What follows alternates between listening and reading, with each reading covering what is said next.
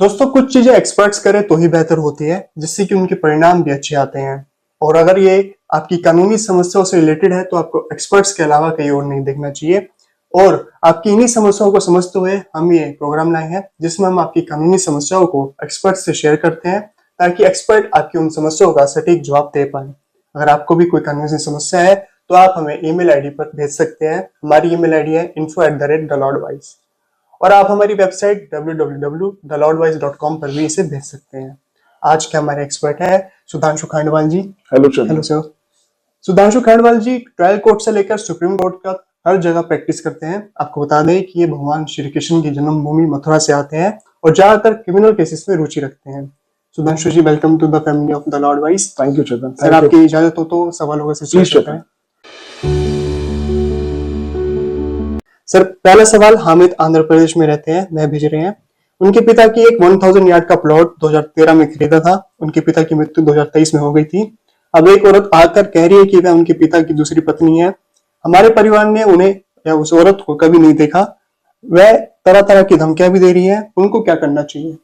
हाँ, मैं सबसे पहले मैं आपको ये बता दूं कि जो इंडियन लॉ के मुताबिक there is no concept of second wife in Indian law. So if somebody is claiming to be a wife, then it is not recognized in law. So that is a fraud. We shall wait for anything. We shall not give her anything. Yes, let her decide her course of action first. उसके बाद ही हम कुछ कर सकते हैं, क्योंकि that might be imposter. So as of now, she shall not do anything and wait for the things to happen. Sir, वो जैसे कि पूछ रहे हैं कि वो आके उनको तरह तरह की धमकियां दे रही हैं, तो ऐसे में वो पुलिस के पास जाके क्या धमकियों के रीजन में क्रिमिनल इंटिमिडेशन की वो कंप्लेन कर सकते हैं, पुलिस स्टेशन जा सकते हैं, पुलिस स्टेशन में जाकर वो अपना तहरीर दे सकते हैं, by way of which the FIR will be launched, और जो पुलिस होगी वो अपना कोर्स ऑफ एक्शन लेगी। जी सर, अगला सवाल सीकर से सुमति शर्मा पूछ रही है कि उन्होंने एक मारुति ब्रांड की कार खरीदी थी। जब उन्होंने कार खरीदी तब कंपनी ने उन्हें बहुत सारे रोचक ऑफर दिए थे, जिसमें से एक था free service up to 50,000 kilometres. अब जब वो सर्विस करवानी जाती है तो उन्हें कुछ इधर उधर की बात बोलकर कंपनी वाले पैसे ले लेते हैं। उन्होंने पता नहीं कितने पेपर साइन करवाए थे, लेकिन उन्होंने 50,000 रुपए दिए थे। अब वो आनाकानी कर रहे हैं। उन्हें क्या करना चाहिए कि कंपनी वाले उन्हें तंग ना करें? तो सुमति, सबसे पहले आपको ये देखना होगा कि आपने जो कार परचेज की है उसके डॉक्यूमेंट्स आपको देखने होंगे। उसके डॉक्यूमेंट से आपको पता चलेगा कि आपने जो 50,000 रुपए दिए थे वो किस चीज के लिए दिए थे। अगर उन डॉक्यूमेंट से शो होता है कि वो सिर्फ सर्विस के लिए थे, तो सबसे पहले आप उनको लीगल नोटिस भेजिए कि you are under obligation to provide me service, and if they don't give the service, तो आपके पास एक अधिकार होता है कि आप कंज्यूमर कंप्लेंट के थ्रू कंज्यूमर फोरम में जा सकती हैं और बोल सकती हैं कि they have not been providing you the service which is required under the law. तो डिफेक्टिव सर्विस के थ्रू आप क्लेम कर सकती हैं उनसे डैमेजेस, और जो आपने अमाउंट दिया है वो आप रिकवर कर सकती हैं। जैसे कि देखा गया है, जब भी कोई कस्टमर गाड़ी लेने जाता है तो ऑब्वियसली वो बहुत ज्यादा लुभाने की कोशिश करते हैं। वो इनका मॉडस यूजुअली कंपनीज का रहता है कि to sell the most of the products. तो इस सिचुएशन में यही है कि हम आपको सब सारे टर्म्स पढ़ें, क्योंकि कभी कभी क्या होता है, हम अच्छे ये देखते हुए कि हम गाड़ी खरीद रहे हैं, डॉक्यूमेंट्स नहीं देखे, साइन करते गए, पैसे दे दिए, बट अल्टीमेटली आपको कुछ पता पड़ता है कि उसमें राइडर क्लॉज होता है, जिससे कि वो कंपनियां बच जाती हैं कि यहाँ पर उनको सर्विस ना देनी पड़े। तो सबसे पहले वही है कि आपका लॉयर होगा या जिसको आप अपॉइंट करेंगी, तो वो देखेगा कि किस बेसिस पे आपने पैसे दिए, तभी आप उसका समाधान पा पाएंगे। तो टीएनसी ढंग से पढ़ना चाहिए आपको डेफिनेटली कार खरीदने से। डेफिनेटली। Thank you sir. अगले सवाल की तरफ बढ़ते हैं। किरण के फादर रेलवे में काम करते थे। किरण की शादी 2020 में हो गई थी। किरण अपने माता पिता की इकलौती संतान है। उनकी माता जी भी उनके साथ रहती है, जिनका भरण पोषण उनके हस्बैंड द्वारा किया जाता है। उनके पिता की मृत्यु के बाद किरण ने रेलवे डिपार्टमेंट में कंपैशनेट अपॉइंटमेंट के लिए अप्लाई किया, तो डिपार्टमेंट ने कहा कि मैरिड डॉटर को हम अपॉइंटमेंट नहीं दे सकते। उन्होंने अभी कुछ दिनों पहले न्यूज़पेपर में पढ़ा था कि मैरिड डॉक्टर को भी कंपैशनेट अपॉइंटमेंट मिलता है। उन्हें क्या करना चाहिए? तो किरण, या दिस इज राइट कि मैरिड डॉटर को भी कंपैशनेट अपॉइंटमेंट मिलेगा, और इस सिचुएशन में पहले तो आप डिपार्टमेंट को एक लेटर लिखो कि भाई मेरे फादर की डेथ हो गई है, तो उनके बेसिस पर जो उनकी जॉब थी वो मुझे मिले, या कोई भी भर्ती हो उन्हें मिले। बट अगर डिपार्टमेंट से कोई रिप्लाई नहीं आता है इस पॉइंट पे, तो she can always approach the high court and file a writ, और हाई कोर्ट इस सिचुएशन में जो डिपार्टमेंट होगा उसको डायरेक्ट करेगी कि कंपैशनेट अपॉइंटमेंट दिलाई जाए। जी सर, थैंक यू सर। अगले सवाल की तरफ बढ़ते हैं। अगला सवाल सूरत से सूर्यकांत पूछ रहे हैं कि वह गोल्डन रोड सूरत में एक सोसाइटी में रहते हैं। उनकी सोसाइटी में 2 लैंडलॉर्ड रहते हैं जो सोसाइटी मेंटेनेंस नहीं दे रहे, और ये सोसाइटी मेंटेनेंस वो लंबे समय से नहीं दे रहे। क्या कोई सोसाइटी मेंटेनेंस बकाया होने पर निवासी की बिजली या पानी की आपूर्ति रोक सकता है? अगर हाँ, तो क्या आरडब्ल्यूए या बिल्डर को ऐसा करने का कानूनी अधिकार प्राप्त है? सी, इस सिचुएशन में सबसे पहले तो सोसाइटी रजिस्टर्ड है या नहीं, ये this is the first question which arises. अगर सोसाइटी रजिस्टर्ड है तो उसका मेमोरेंडम होगा, एक एसोसिएशन का कॉन्स्टिट्यूशन होता है एक हर सोसाइटी का, उसमें नॉर्म्स लिखे होते हैं, बाय लॉज जिनको बोलते हैं। अगर वो नॉर्म्स या बाय लॉज बोलते हैं कि मेंटेनेंस इज कंपल्सरी, एंड अगर मेंटेनेंस आपने नहीं पे किया तो these may be the consequences. इस सिचुएशन में आरडब्ल्यूए में do such kind of conduct कि बिजली काट दे, but always there is a proper forum. अगर आरडब्ल्यू को भी कोई कंसर्न है तो that has to be approach in the society tribunal. जी सर, सोसाइटी रजिस्ट्रेशन के लिए भी एक ट्रिब्यूनल बना हुआ है। सर अगला सवाल नलखेड़ा मध्य प्रदेश से दिलीप पुजारी पूछ रहे हैं कि वहां पर एक माता जी का बहुत विशाल मंदिर है, साल में 2 बार वहां मेला लगता है, और अदरवाइज भी यहाँ लाखों लोग साल भर आते हैं। आसपास के बाहुबलियों ने यहाँ पर एक कार पार्किंग रैकेट चला रखा है। अनऑथोराइज पार्किंग में भी पार्किंग करवाते हैं और रसीद भी देते हैं। पुलिस भी उनसे मिली हुई है। इससे वो लोग लाखों रुपए गलत तरीके से कमा रहे हैं। उन्हें इसके लिए क्या करना चाहिए जिससे श्रद्धालु आए तो सही लेकिन उनको कोई परेशानी ना हो? क्या वो लोकपाल में शिकायत कर सकते हैं?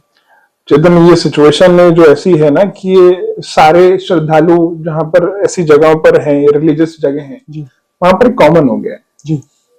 सो जैसे कि मैं वृंदावन से हूँ, तो वहां पर ये सिचुएशन हो गई है कि जो अनऑथराइज पार्किंग वाले हैं वो पुलिस से कल्यूजन में होके ऐसा कुछ कर देते हैं। बट इस सिचुएशन में always Dilip you can go to the Lokayukta and file the complaint, and you can write to the Lokayukta stating that this is being done, and उससे पहले आप चाहो तो एसएसपी को कंप्लेन कर सकते हो। अगर एसएसपी इसके इस एक्ट का जो कि पुलिस के कोलिजन में हो रहा है इसका कोई संज्ञान नहीं लेता एसएसपी, तो you can always approach Lokayukta. जी सर, अगले सवाल की तरफ पढ़ते हैं। अगला सवाल कोहिमा से नताशा पूछ रही है कि उनके फादर ने 1994 में बजाज फाइनेंस के 100 शेयर लिए थे, अब वो बढ़कर 1000 शेयर हो गए हैं। उनकी शॉप पर उनके मामा दीनदयाल काम करते थे। दुकान पर एक दीनदयाल नाम का व्यक्ति भी काम करता था। उनके पापा ने शेयर अपने मामा के नाम से लिए थे। फिजिकल शेयर दुकान पर पड़े हैं और उसका डिविडेंड भी उनके मामा के अकाउंट में जाता है। कुछ साल पहले जब उन्होंने उन शेयर्स की तलाश की तो वो शेयर नहीं मिले। उन्होंने पता लगाया कि दूसरे वाला दीनदयाल ने नया डिमैट अकाउंट खोलकर फिजिकल शेयर्स को ऑनलाइन करवा लिया। जब उनके पापा ने दीनदयाल से बात की तो वो मुकर गए और बोला कि ये शेयर उसने खरीद लिए हैं। उन्होंने पुलिस में रिपोर्ट दर्ज कराई लेकिन पुलिस कुछ नहीं कर रही। उन्हें क्या करना चाहिए? नताशा, इसमें आप क्या कर सकते हो ना कि जो भी शेयर्स चोरी हुए हैं, दीनदयाल ने जो उनका जो शॉप वर्कर था उसने जो शेयर्स चुराए हैं उसकी डिटेल्स आप निकलवा लो और उसकी कंप्लेंट आप सबसे पहले तो देखो। 2 चीजें होती हैं जी। कुछ स्टेट्स में जो मेन पुलिस का हेड होता है वो एसएसपी होता है जी। कुछ स्टेट्स में पुलिस का जो पुलिस स्टेशन एसएचओ का जो हेड होता है वो डीसीपी होता है, जो कमिश्नर के नीचे आते हैं। तो आप क्या जो भी पुलिस का हेड हो, एसएसपी हो चाहे डीसीपी हो, वहां पर आप कंप्लेन करो ये लिखते हुए कि भाई ये मेरे फादर के शेयर्स थे which has been taken over by the shop worker। अब अगर या तो ये दोनों अधिकारी हैं इसका संज्ञान लें और इस पे एफआईआर दर्ज करें, बट अगर ये ऐसा नहीं कराते हैं तो इस सिचुएशन में हम क्या करते हैं, हम कोर्ट को अप्रोच करते हैं under section 175 of clause 3 of BNSS. तो यहां पर मैजिस्ट्रेट डायरेक्ट करता है टू लॉज एन एफआईआर, और इसी सेक्शन में कोर्ट को यह भी पावर है कि इन्वेस्टिगेशन कराए। उस इन्वेस्टिगेशन के थ्रू पता पड़ेगा कि किसने किया, और इसी से ही पुलिस को एक एफआईआर करने का राइट मिलेगा। सर जैसे कि बीएनएस अभी हाल ही में आया है तो लोगों को इसके बारे में जागरूकता कम है, जी। तो आप अगर बता पाए कि सीआरपीसी में पहले कौन सा सेशन? देखिए, सीआरपीसी में सेक्शन 156 क्लॉज 3 हुआ करता था, 156(3) में हम मजिस्ट्रेट को यही सेम एप्लीकेशन फाइल करते थे और कोर्ट मजिस्ट्रेट डायरेक्ट करता था to lodge an FIR. Now it is 175 clause 3 of BNSS. Sir अगला क्वेश्चन मनोज गुवाहाटी में रहते हैं, वह भेज रहे हैं, उन्होंने एक 400 यार्ड्स की जमीन राजस्थान में खरीदी थी, उनका राजस्थान आना जाना कम हो गया, उन्होंने अपने पड़ोसी को जमीन में गाय बांधने के लिए दी थी, लेकिन पड़ोसी जो कि एससी कम्युनिटी के हैं उन्होंने आधी जमीन पर नाजायज कब्जा कर लिया। जब वो बात करने गए तो उनसे लाखों रुपए मांगते हैं और धमकी देते हैं कि अगर पैसे नहीं दिए तो एससी एसटी के झूठे केस में फंसा देंगे, उन्हें क्या करना चाहिए? देखिए मनोज, मैं जानता हूं कि एससी एसटी एक्ट को गलत तरीके से काफी स्टेट्स में यूज किया जा रहा है, बट ऐसी सिचुएशन में आप दोनों चीजें कर सकते हो। एक तो आप पुलिस कंप्लेंट फाइल कर सकते हो अगेंस्ट दैट पर्टिकुलर पर्सन, और आप सिविल कोर्ट में भी जा सकते हो for the suit for injunction, for suit for permanent injunction, जिससे कि दोनों तरह से आपको रेमेडी मिल सकती है। सिविल कोर्ट आपको रेमेडी ग्रांट करेगी कि जो अनऑथराइज्ड यूजर है जिसने पोजेशन ले लिया है आपकी प्रॉपर्टी का, he shall be thrown away out of your property, और in case of police case, police will take cognizance of this particular case और वो इन्वेस्टिगेट करके उसको ऑफेंड कर सकते। अगला सवाल संगीता ने सिलीगुड़ी से पूछा है, उनका और उनके पति का मैट्रिमोनियल डिस्प्यूट चल रहा है, उन्होंने मेंटेनेंस के लिए केस फाइल किया था, 125 सीआरपीसी में उनको 10,000 रुपए अवार्ड हुए थे, हिंदू मैरिज एक्ट में 15,000 और डोमेस्टिक वायलेंस में रेजिडेंस राइट्स के साथ साथ उन्हें 20,000 रुपए अवार्ड हुए थे। उनके पति का कहना है कि वो सिर्फ 20,000 महीना ही देंगे। सर कृपया बताएं कि मैं इसमें 45,000 के हकदार कैसे हूँ या सिर्फ 20,000 के हकदार हूँ? सी द लॉ इज, जो भी हायर अमाउंट होगा उसके लिए ही the lady is eligible. That 20,000 is the only amount which she can claim. Legally it is 20,000, but किसी किसी केसेस में सुप्रीम कोर्ट ने कुछ कुछ जजमेंट्स दिए हैं जिसमें जो अदर अमाउंट्स भी हैं, जैसे कि इस केस में 45 जो बोल रही हैं, व्हिच इज रिमेनिंग 25,000, उसमें से भी कुछ हिस्सा कोर्ट ने कुछ कंसिडरेशन पे दे दिया है, but as a apparent 20,000 is the only eligible amount which you can take. जी सर, एक सवाल मैं भी आपसे करना चाहूंगा कि अभी हमने हाल ही में एक देखा कि आरजीकर मेडिकल कॉलेज में एक बहुत ही संगीन मामला हुआ था जिसमें आरोपी संजय रॉय को उम्र कैद की सजा मिली। हालांकि अपराध संगीन था तो सब यही अपेक्षा कर रहे थे कि उनको फांसी की सजा दी जाए, लेकिन कोर्ट ने उनको उम्र कैद की सजा क्यों दी सर? चेतन देखो, हर चाहे वो सिविल केस हो या क्रिमिनल केस हो, क्रिमिनल केस में दो चीजें होती हैं, एक प्रोसिक्यूशन साइड और एक अक्यूज साइड। प्रोसिक्यूशन का दायित्व होता है कि सारा केस को उस दिशा में लेके जाए कि कल्प्रिट को सजा हो जी, और अक्यूज का जो धर्म है वो है अक्यूज साइड डिफेंस लॉयर का जो धर्म है वो है अक्यूज को डिफेंड करना, दैट इज हिज धर्म एक्चुअली। तो जो आरजी का केस में हुआ, कुछ एविडेंसेस ऐसे आए होंगे जहां पर कोर्ट ने डिसाइड किया कि it is not the case which comes under the category of rarest of rare cases. हर केस में डेथ पेनल्टी दें, it is not mandatory.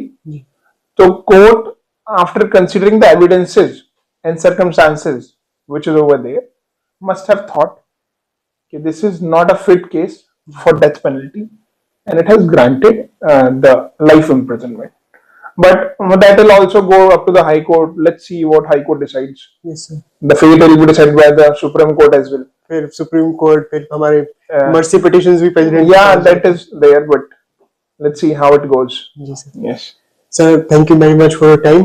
The Law Advice की पूरी एंटायर टीम से और हमारे व्यूअर्स की तरफ से आपका बहुत बहुत धन्यवाद। Thank you.